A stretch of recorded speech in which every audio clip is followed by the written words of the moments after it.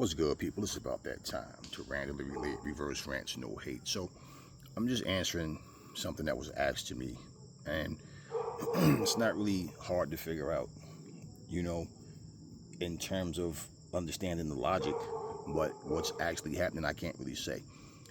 This is based on, Oscar Valdez losing this past weekend, and people saying that Canelo doesn't look the same. Now, this is what I'm going to say.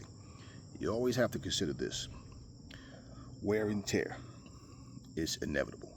Okay, Father Time is going to kick in. Now, either you'll stop boxing before it starts to show, or even if you're not the same, but you're still good enough to stay elite, and fight amongst the elite guys, well, that can also happen. And you also can have a situation. I was asked, do I think that it's because of Eddie Reynoso? I don't know. But I will say this, okay?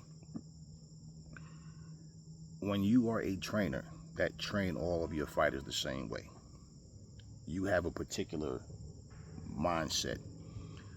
A lot of times what happens is what's working, the fighter and the trainer becomes complacent with that system. If it's working, why fix it, right? Well, there's times when you have to look at your opponent and think, okay, what we normally do might not work with this person, or it might work and they figure it out because of, their IQ and what they bring to the table, their ability. So let's add this to that. We're going to do this, we're going to do that. You can't be in that system of, well, I only do this or this. And a lot of trainers, that's what happens. Like, take a guy like Angelo Dundee. If you look at, Ray Leonard, Ali, Greg Page, like the guys that he had, and, they all tried to mimic Ali. I can't put that so much on Angelo, but you have to understand, they didn't have Ali's ability. Now, I mean, Ray Leonard was ultra talented as well, but I mean, like Greg Page and other people that came after him, even guys like Tyrell Biggs, just other people, like so many people, even Carl the Truth Williams. Everybody wanted to dance around and try to be Ali. Larry Holmes wanted to be Ali. But my point is, as a trainer, you have to understand the difference between what this fighter can do and what this fighter can do. And as far as Eddie Reynoso go, I mean, hey, this is why a lot of times you do see trainers and fighters part ways. It doesn't have to be a beef. It's just, I need more than what you're giving me. Or maybe the fighter is just stuck in this, like he's not doing the things that the trainers try to get him to do. So I don't know what the situation is with them. I'll give you a perfect example of something. Now, I'm going to use something that has nothing to do with boxing in terms of who the people are. It's an old school rapper named Melly Mel. So Melly Mel responded to a diss record that Eminem made, okay, to him and his group. Now, I will credit him for responding fast. Not that I care about battle rap at this stage and stuff like that, but he responded. Now, his response song was weak. It was weak. It was corny. The flow, the track, the way he rapped, sound like it should have, like this should have happened back in the 70s. Like it just, I don't need to even hear what Eminem said. I mean, I'm not crazy about Eminem's song either. But by far, it's like 1,000 times better than this song that Mel made, okay? If you listen to Mel talk, Mel says, I can beat Eminem easy. I could battle him. It'd be the easiest thing I've ever done. This was on a Vlad TV interview. Now, when Mel said that, I didn't believe it. Personally, I mean, for what he did in his time, and he was in the beginning, okay, from the 70s up till, just say, whenever his last record was, I never was crazy about his music. I'd go back and listen, and who was this? Okay, yeah, and I'm listening, whatever. What other people considered like top-notch lyrics, I just didn't see some of these same people the same way. And the point is, a lot of times what happens is people kiss your ass so much, they praise you so much, you think that whatever you did is monumental. It can't be touched. You ask Mel, he'll tell you, I'm the greatest. I'm the greatest of all time. I'm the greatest. Based on what? And he said that the song he made, The Message, is the most important song in hip hop history. Now, talking about a movement you made, something you did, an idea, a thing that happened, and became it's this incredible thing. Okay, cool. That doesn't mean just because you did that that you can sit down and outright anybody. That you can just sit down and, oh, I'll kill that guy in the battle. But this is what Mel thinks. Why? The Kanes, the Rakims, the G-Raps, the LLs, all of the rappers that came after him, that praise him, stand in front of him saying his rhymes, and he stand up there smiling with those gigantic shades and that tall fucking hat on, grinning because they're sitting there telling you the rhymes he said. And if you listen at the rhymes that they're saying, that's my point. It's like these dudes, Kane, Rakim, they were lyrical beasts. But it's like to them, those lyrics was everything. They were inspired by them. The thing is, Melly Mel is stuck in that time zone. This was, I think, maybe the mid-90s that I heard him. He was in the booth rapping, and he sounded exactly the way he did in the 70s. Like his old music, when I would listen, is like, okay, and there was no change. So to him, he thinks that his lyrics and everything is top-notch because Kane and all of them are, yo, Mel was this, and Mel said, yo, Mel is the greatest, and so, yeah. And this song that he did, this diss record, it's like a minute long, and it's trash. It's garbage. If the people sitting around him heard this song, and they, yeah, and they dapped him up, and okay, that just means they're all out of touch too, or dishonest. Because that particular song, if Mel would have said that rhyme in front of me, I would have said, not only should you not battle Eminem, you shouldn't battle a bag of M&Ms. That's garbage, Mel. It's weak. It's trash. You understand what I'm saying? But in his mind, he think that he just had a masterpiece. Or maybe I didn't have to really, no. He sat down, he went on Twitter, he apologized, and said he take full responsibility for what he did. And the funny thing was, the words he used and everything and how he, formatted that paragraph, it was more interesting than the song he wrote. Then he takes the tweet down. And I think the song, I don't know, maybe it's removed from whatever accounts he had, but other people still have it. My thing is, I don't know why anybody was really shocked. And he ended the verse with, Rah! So it lets you know where his mindset is. Okay? Difference. There's other rappers, like Kane and other that can still go. Like they can make raps right now and you like, yeah, he still got it. He don't even sound old school. He sound new. He don't sound like this mumble rap or this trap music or drill music or whatever. But nah, he's official. His everything still there. Mel is stuck in the time zone. He can't undo what's in his head. Okay? That's the same thing with a lot of trainers. Okay, especially when I'm old school. They only know how to train you one way. Nothing that they're not used to. It's not that it's even new. It's just, it's new to them. Like they don't see the purpose. If it's not broke, don't fix it. You see the ass whooping that Oscar Valdez took. You see how Canelo hasn't been looking like the same person. This may not have anything to do with Eddie Reynoso. And it might, I don't know. It could be a combination of Eddie Reynoso and, but you got to understand, wear and tear is going to kick in. And we never know when that's going to happen. So I don't really think it's fair to blame Eddie Reynoso. I don't think it's really fair to just say it's because of him that he's damaging his fighters. And I mean, it could be, I don't know. I really don't know. But you got to consider all of those things. And the fact is, we're not in their bodies. We don't know what they feel. So we can't just sit here and say, like, it could be a combination of things. And understand, it's not Canelo and it's not, Eddie Reynoso's fighters that's complaining about him.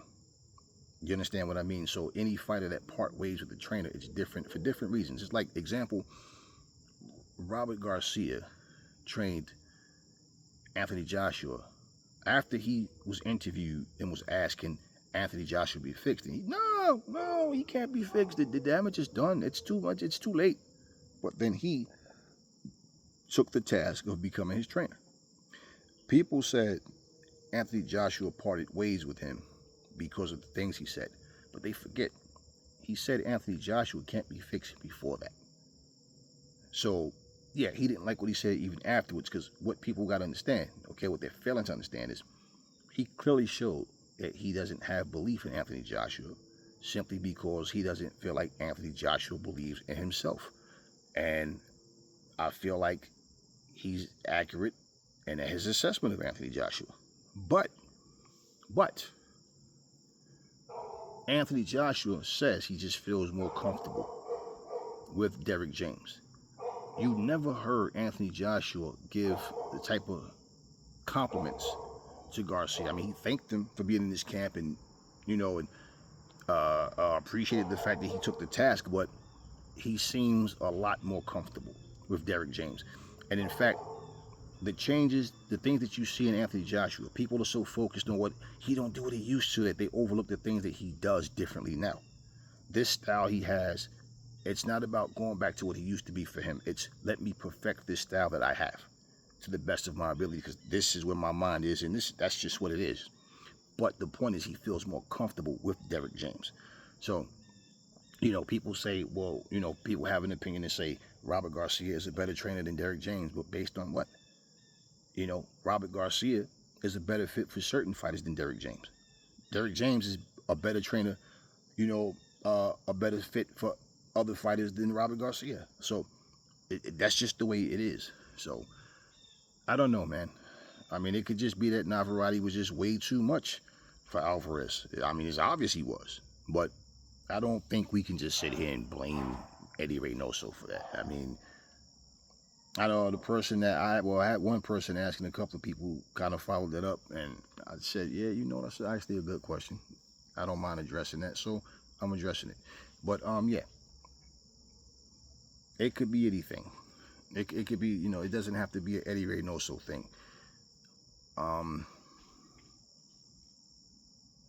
At the end of the day, y'all, you train for each fighter specifically. You don't just train just to train. You train to keep in shape, but the game plan is designed to defeat your opponent. You're not going to fight Muhammad Ali the same way you'd fight Mike Tyson. It's just simple. So, I don't know. But that's a good question. It really is. But I stand by what I say, and that's just how I feel. That's what people was asking, was my opinion on it. Yeah, I just don't think it's fair to just say it's the trainer at this point, especially when what you've been doing was working. But it is possible, and it does happen. It happens where people become complacent with what they're doing, and then they come across that one person where it's like, shit, nah, what you normally doing is not working. So now, can you fix that? You understand what I mean? So anyway, and you know what? Just to even further that point, look at how long, the same way people are criticizing Anthony Joshua now, look at how long we've been saying that, Wilder needs some skills to go at that right hand. Wilder didn't seem to think so. He even said, when you're knocking people out so easy, it's like, you don't have to train that hard. That's because the level of competition he was fighting, he was able to do that with them. Look at what happened when he came up against Fury. So it is my point. And people, listen, I don't condone cheating, but if you're not getting punched, a motherfucker had dynamite in his gloves. If you're not getting punched, then he's not affecting you. You understand? So, yeah, but I mean, we watch what's this dude? What was it? James Kirkland was being trained by Ann Wolfe. He went and changed trainers. And when he changed trainers, he praised his new trainer and lost his very first fight with his trainer and ended up going right back to Ann Wolfe. And the thing was, James Kirkland didn't take instructions well. And his mindset was just go forward, throw punches, take punches. He didn't know any other way. That was just him. He couldn't do anything else. It just wasn't in his makeup. So it didn't matter what trainer he was with. If he can't tap into what's best for him and be able to display these skills, then basically him and the trainer are going to bump heads. and it's just not going to work. And it's just going to be the trainer giving you instructions. You hear it, but you're not listening. So, just saying, things like that. You can change. Look at Andy Ruiz with Eddie Reynoso. Then he's not with Eddie Reynoso. So, I mean, it's different things that happen. Different fighters. One thing is when you are a good trainer and people get word that you're training with that person, the first thing that come to people's minds is that you're going to be a much improved fighter. And then it's times where, a fighter gets with a new trainer and it's like, same fighter, nothing's different. That's a fighter that he's not comfortable. And training, yeah. And that's why in the corner you hear the trainer saying, come on, man, we do this in the gym all the time. Same way you was doing in the gym. Because you know why? In the gym, sparring partners usually, the thing about sparring is iron sharpens iron type of thing. This is why I always say when these guys have these sparring, because we're stupid like that. And then they're trying to kill each other. And it's like, what are you actually learning? No, this is just ego fighting. What kind of training is this, right? So basically, you're trying to get the fighter's confidence up. And basically, that sparring partner was not in there like really putting it on this person. Or maybe that wasn't a sparring partner like that was even on his level. It's trying to get the confidence there. So now he's in there with someone that this stuff isn't working on. He doesn't feel comfortable. So, yeah, these are things that we have to look at. And if the fighter goes in there, look, Ryan Garcia is with Derrick James, right? He goes in there and he looks good. Derrick James is a genius. He goes in there and looks bad. Derrick James is a shit trainer. Ryan needs a new trainer. You see this every other week. After there's a fight, he needs to change trainers. This fighter needs to change trainers.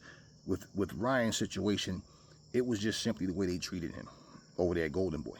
Just the things that was going on over there, and the fact that, what happened, after the fight with Tank, how they just left him hanging like that, and then going to give some bullshit excuse about they were getting death threats and all. But if that was the case, y'all should have had police there. Ryan shouldn't even have been there. His family shouldn't have been there, right? So things like that, But in terms of a trainer and a fighter working together, and look, it's the same thing in football, basketball, coaches, anybody that has a coach, a train, anything. Who's the right fit for this team, right? What's the right fit for this player? It's the same thing. That's all. So I don't know, but I'm not gonna blame Eddie Reynoso for that. I just I just feel like, look, the better man won. That's all. That's all. Derrick James is training Ryan Garcia. Well, what happens if Ryan Garcia first fight is against a quality opponent and he gets knocked out?